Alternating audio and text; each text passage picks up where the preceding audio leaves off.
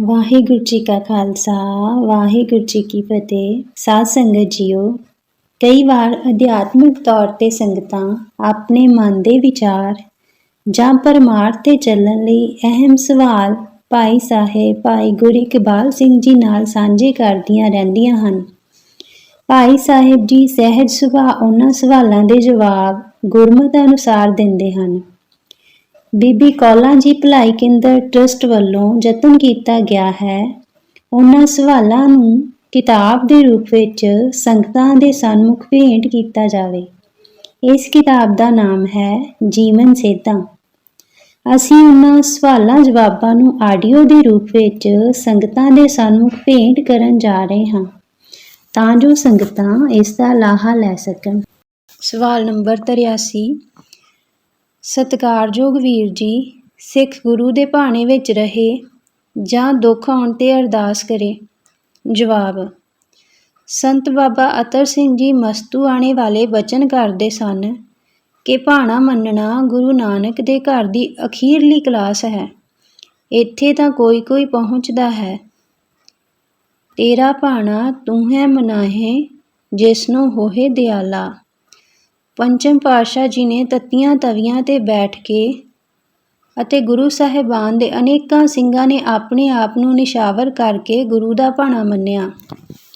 ਪਰ ਇਹ ਬਹੁਤ ਵੱਡੀ ਅਵਸਥਾ ਹੈ। ਸਾਨੂੰ ਤਾਂ ਇਹ ਸੁਮੱਤ ਹੈ ਕਿ ਜੀਵਨ ਵਿੱਚ ਦੁੱਖ ਸੁੱਖ ਬਣਦੇ ਰਹਿੰਦੇ ਹਨ।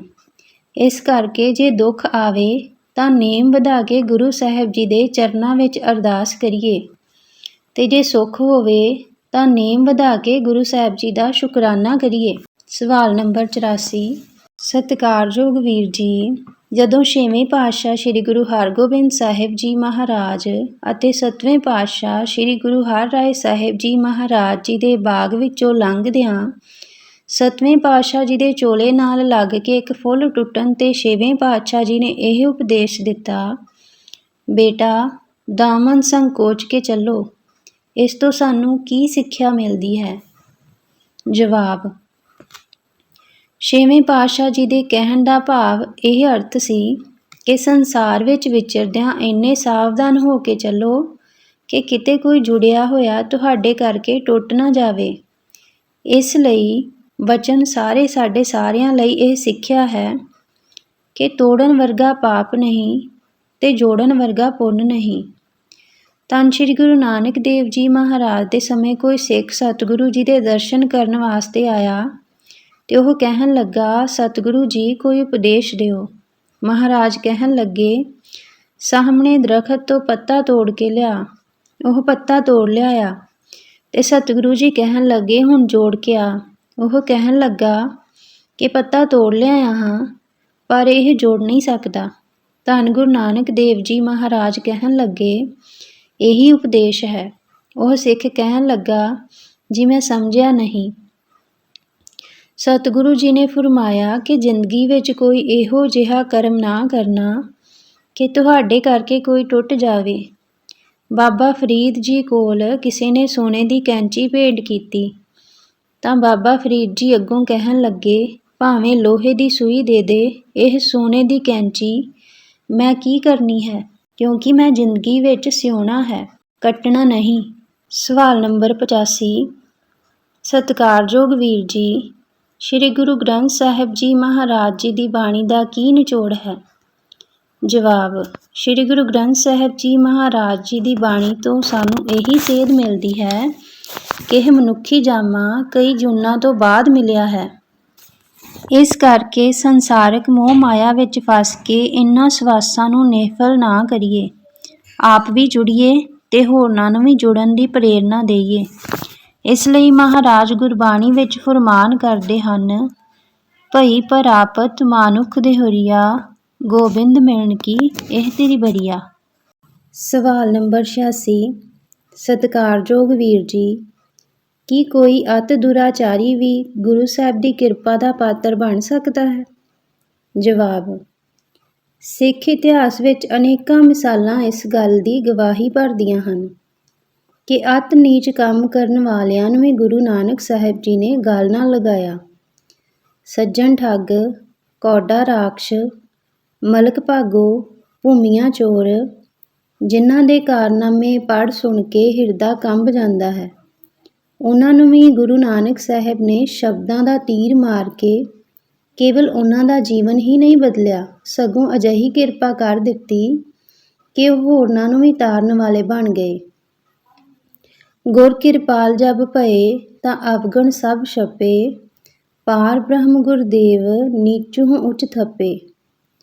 ਦੁਨੀਆ ਦੇ ਸਾਰੇ ਧਰਮ ਚੰਗੇ ਹਨ, ਪਰ ਇੱਕ ਇਹ ਹੀ ਗੁਰੂ ਨਾਨਕ ਸਾਹਿਬ ਦਾ ਘਰ ਹੈ, ਜਿਸ ਵਿੱਚ ਗੁਰੂ ਨਾਨਕ ਮਹਾਰਾਜ ਆਪ ਦੁਰਾਚਾਰੀ ਦੇ ਘਰ ਚੱਲ ਕੇ ਉਸ ਨੂੰ ਤਾਰਨ ਵਾਸਤੇ ਗਏ। ਇਸ ਕਰਕੇ ਸ਼ੁਕਰਾਨਾ ਕਰੋ ਕਿ ਸਾਨੂੰ ਗੁਰੂ ਨਾਨਕ ਦੇ ਘਰ ਵਿੱਚ ਜਨਮ ਮਿਲਿਆ ਹੈ। ਸਵਾਲ ਨੰਬਰ 87। ਸਤਿਕਾਰਯੋਗ ਵੀਰ ਜੀ, ਮੇਰੀ ਸਹੇਲੀ ਦਾ ਨਿਤਨੇਮ ਬਹੁਤ ਜ਼ਿਆਦਾ ਹੈ, ਪਰ ਉਸਨੇ ਅੰਮ੍ਰਿਤ ਨਹੀਂ ਛਕਿਆ। ਉਹ ਆਪ ਕਹਿੰਦੀ ਹੈ ਕਿ ਮੈਂ ਅੰਮ੍ਰਿਤ ਨਹੀਂ ਛਕਿਆ, ਪਰ ਮੇਰਾ ਨਿਤਨੇਮ ਅੰਮ੍ਰਿਤਧਾਰੀ ਸਿੰਘਾਂ ਤੋਂ ਜ਼ਿਆਦਾ ਹੈ। ਇਸ ਕਰਕੇ ਮੈਂ ਦੁਬਿਧਾ ਵਿੱਚ ਹਾਂ ਕਿ ਉਹ ਵੱਡੀ ਹੈ ਜਾਂ ਅੰਮ੍ਰਿਤਧਾਰੀ ਲੋਕ ਵੱਡੇ ਹਨ।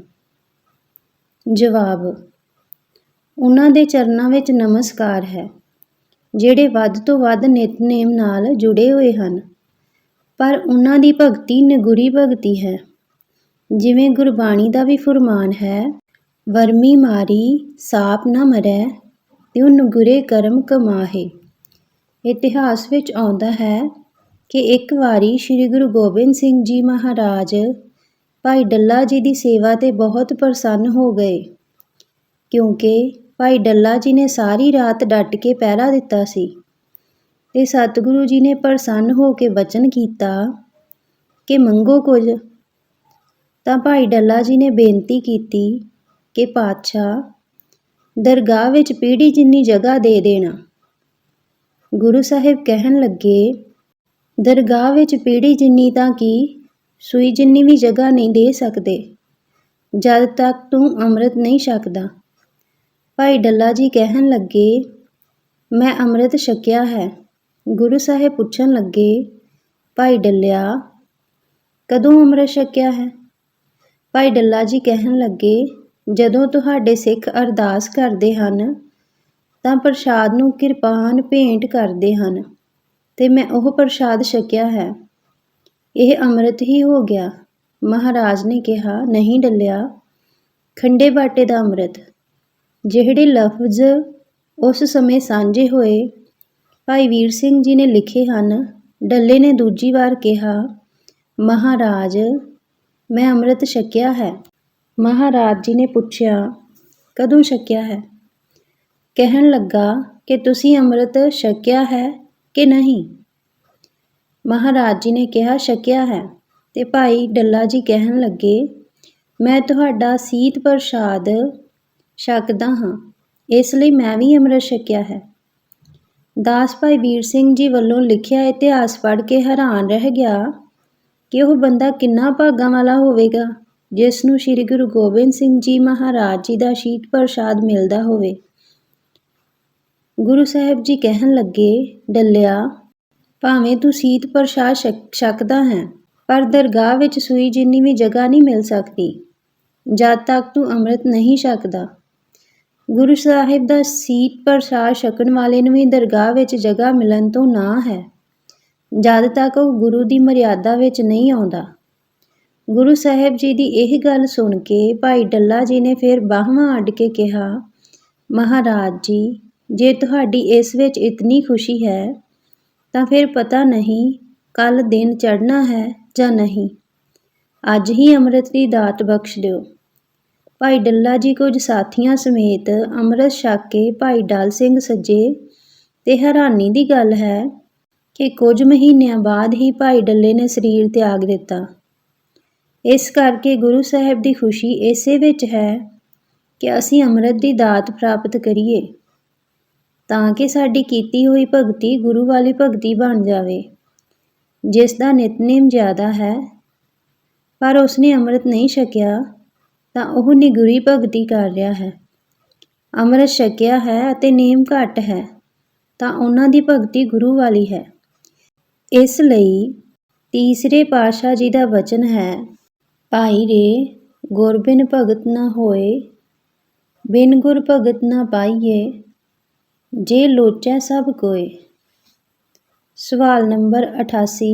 ਸਤਿਕਾਰਯੋਗ ਵੀਰ ਜੀ, ਜਦ ਰਾਗੀ ਸਿੰਘ ਪੜ੍ਹਦੇ ਹਨ, "ਹੋਂ ਆਇਆ ਦੂਰੋਂ ਚੱਲ ਕੇ", ਇਹਨਾਂ ਪੰਕਤੀਆਂ ਦਾ ਕੀ ਅਰਥ ਹੈ? ਜਵਾਬ: ਹੋਂ ਆਇਆ ਦੂਰੋਂ ਚੱਲ ਕੇ ਇਹਨਾਂ ਪੰਕਤੀਆਂ ਦਾ ਇਹ ਅਰਥ ਨਹੀਂ ਕਿ ਮੈਂ ਯੂਕੇ ਜਾਂ ਕੈਨੇਡਾ ਤੋਂ ਆਇਆ ਹਾਂ।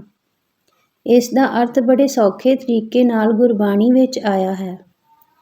ਕਈ ਜਨਮ ਭਏ ਕੀਟ ਪਤੰਗਾ, ਕਈ ਜਨਮ ਗਜ ਮੀਨ ਕੁਰੰਗਾ, ਕਈ ਜਨਮ ਪੰਖੀ ਸਰਪ ਹੋਇਓ, ਕਈ ਜਨਮ ਹੈਵਰ ਬ੍ਰਿਕਸ਼ ਹੋਇਓ। ਕਈ ਜਨਮਾਂ ਤੋਂ ਵਿਛੜੇ ਹੋਏ ਹਾਂ, ਕਿੰਨੇ ਜਨਮਾਂ ਤੋਂ ਚੱਲ ਰਹੇ ਹਾਂ ਤੇ ਹੁਣ ਜਾ ਕੇ ਮਨੁੱਖਾ ਜਨਮ ਮਿਲਿਆ ਹੈ। ਇਸ ਕਰਕੇ ਇਸ ਮਨੁੱਖੀ ਜਾਮੇ ਨੂੰ ਨਾਮ ਜਪ ਕੇ ਸਫਲ ਕਰੀਏ।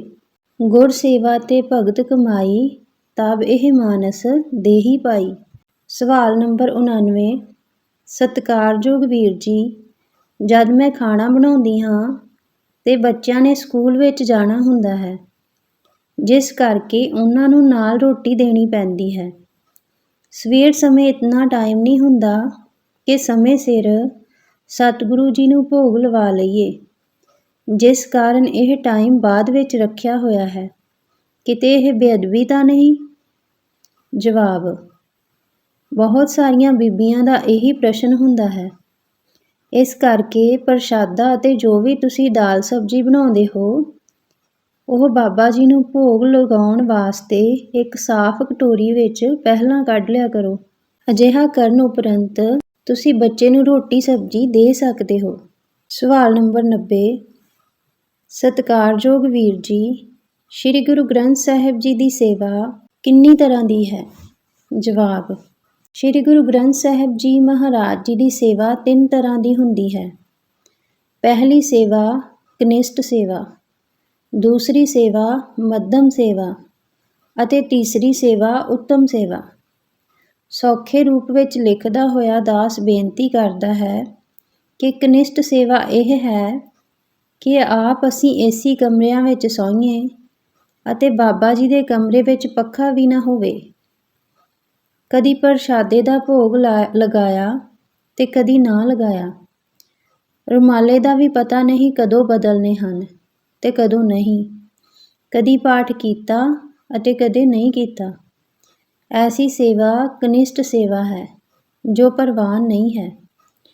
ਮੱਧਮ ਸੇਵਾ ਇਸ ਤਰ੍ਹਾਂ ਦੀ ਹੁੰਦੀ ਹੈ ਕਿ ਜਿਵੇਂ ਅਸੀਂ ਆਪਣੇ ਲਈ ਸਹੂਲਤਾਂ ਰੱਖੀਆਂ ਹਨ, ਉਸੇ ਤਰ੍ਹਾਂ ਗੁਰੂ ਸਾਹਿਬ ਲਈ ਰੱਖੀਏ। ਉੱਤਮ ਸੇਵਾ ਬਾਬਾ ਆਨੰਦ ਸਿੰਘ ਜੀ ਵਰਗੇ ਮਹਾਂਪੁਰਸ਼ ਹੀ ਕਰ ਸਕਦੇ ਹਨ। ਬਾਬਾ ਜੀ ਨੇ ਸਾਰੀ ਰਾਤ ਹੱਥ ਨਾਲ ਪੱਖਾ ਝੱਲਣਾ, ਸਮੇਂ ਸਿਰ ਸਤਿਗੁਰੂ ਜੀ ਦਾ ਪ੍ਰਕਾਸ਼ ਕਰਨਾ, ਆਪ ਜ਼ਮੀਨ 'ਤੇ ਆਸਣ ਵਿਛਾ ਕੇ ਆਰਾਮ ਕਰਨਾ ਤੇ ਧੰਨ ਸ਼੍ਰੀ ਗੁਰੂ ਗ੍ਰੰਥ ਸਾਹਿਬ ਜੀ ਮਹਾਰਾਜ ਨੂੰ ਪਲੰਘ 'ਤੇ ਬਿਰਾਜਮਾਨ ਕਰਨਾ। ਗ੍ਰਹਿਸਥੀ ਮੱਧਮ ਸੇਵਾ ਵੀ ਕਰ ਲਵੇ ਤਾਂ ਵੀ ਪ੍ਰਵਾਨ ਹੈ, ਪਰ ਕਨਿਸ਼ਟ ਸੇਵਾ ਨਾ ਕਰੇ। ਸਤਿਗੁਰੂ ਜੀ ਗੁਰਬਾਣੀ ਵਿੱਚ ਉਪਦੇਸ਼ ਦਿੰਦੇ ਹਨ, ਸਤਿਗੁਰ ਕੀ ਸੇਵਾ ਸਫਲ ਹੈ, ਜੇ ਕੋ ਕਰੇ ਚਿਤ ਲਾਏ। ਵਾਹਿਗੁਰੂ ਜੀ ਕਾ ਖਾਲਸਾ, ਵਾਹਿਗੁਰੂ ਜੀ ਕੀ ਫਤਿਹ।